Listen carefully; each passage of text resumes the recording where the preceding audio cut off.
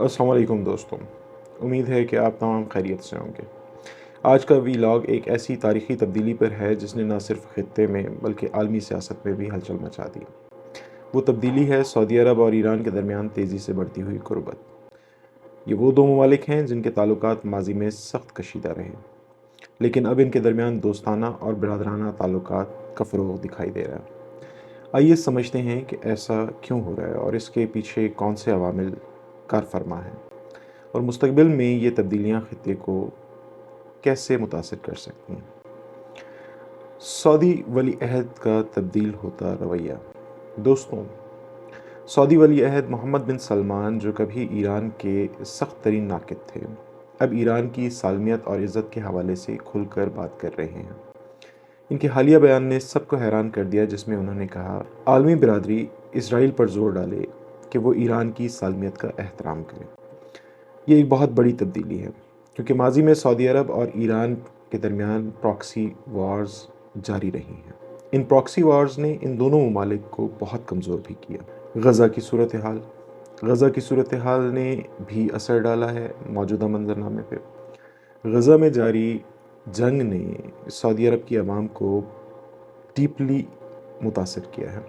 Crown prince محمد بن سلمان نے غزہ میں جاری جنگ کو روکنے کی بات کی ہے، جو ایران کے موقف سے قریب دکھائی دیتی ہے۔ سعودی عوام میں غزہ کے حق میں بڑھتے جذبات ولی عہد کے موقف میں تبدیلی کا سبب بنے ہیں۔ ایران کے ساتھ تجارت کا اعلان۔ ایک اور اہم قدم سعودی عرب کا ایران کے ساتھ تجارت کا اعلان ہے۔ اس قدم سے ایران کی کمزور معیشت کو سہارا ملے گا، اور سعودی عرب کو امید ہے کہ اس کے بدلے ایران خطے میں تناؤ کم کرے گا اور اپنے پراکسی گروپس کی حمایت کو ترک کرے گا۔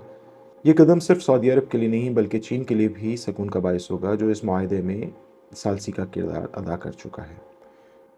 چین کے ثالثی کے کردار کی بات کی جائے تو دوستوں، چین نے سعودی عرب اور ایران کے درمیان معاہدہ کروایا ہے، جو اس بدلتی ہوئی صورتحال کا ایک اہم محرک ہے۔ چین کی معیشت تیزی سے ترقی کر رہی ہے، اور ایران اور سعودی عرب دونوں چین کے ساتھ اپنے تعلقات کو مضبوط کرنا چاہتے ہیں تاکہ اقتصادی فوائد حاصل کر سکیں۔ لیکن دوسری جانب سعودی عرب اپنے ملٹری بجٹ میں اضافہ بھی کر رہا ہے۔ اگرچہ سعودی عرب ایران کے قریب آ رہا ہے، لیکن اپنی دفاعی تیاریوں پر کوئی کمپرومائز نہیں کر رہا۔ سعودی عرب نے اپنے دفاعی بجٹ میں 5% کا اضافہ کیا۔ فرانس سے 50 رافیل طیارے خریدنے کی بات چیت چل رہی ہے۔ امریکہ سے F-15 جیٹس خریدنے کا آپشن بھی موجود ہے سعودی عرب کے پاس۔ یہ ظاہر کرتا ہے کہ سعودی عرب ہر ممکنہ حالات کے لیے تیار ہے، چاہے وہ ایران کے قریبی تعلقات ہوں یا خطے میں جاری کشیدگی اور اس کا سامنا۔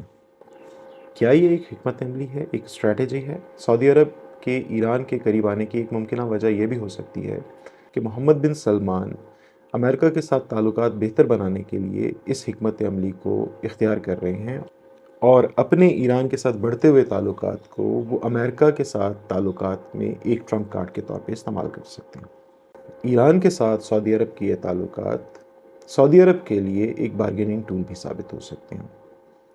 سعودی عرب اس خطے میں امن کا کردار ادا کرنے والا ایک پل بھی بن سکتا ہے، اور یہ ممکنات بھی ہیں کہ ٹرمپ ایڈمنسٹریشن اسرائیلی اسٹیٹ کے ساتھ مل کے سعودی عرب کے ذریعے ڈپلومیٹیکلی ایران کو ہینڈل کرنے کی پالیسی اختیار کریں۔ دوستوں، یہ بات واضح ہے کہ سعودی عرب اور ایران کے بدلتے تعلقات خطے میں ایک نئی سیاست کو جنم دے رہے ہیں۔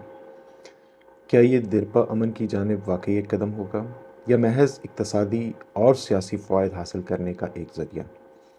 آپ کی اس پہ کیا رائے ہے؟ نیچے کمنٹس میں اپنی رائے کا اظہار ضرور کیجیے۔ ہمیشہ کی طرح اگر آپ کو یہ ویڈیو پسند آئی تو لائک کریں، شیئر کریں، ہمارے چینلز کو سبسکرائب کریں۔ جلد ملاقات ہوگی، اپنا بہت خیال رکھیں۔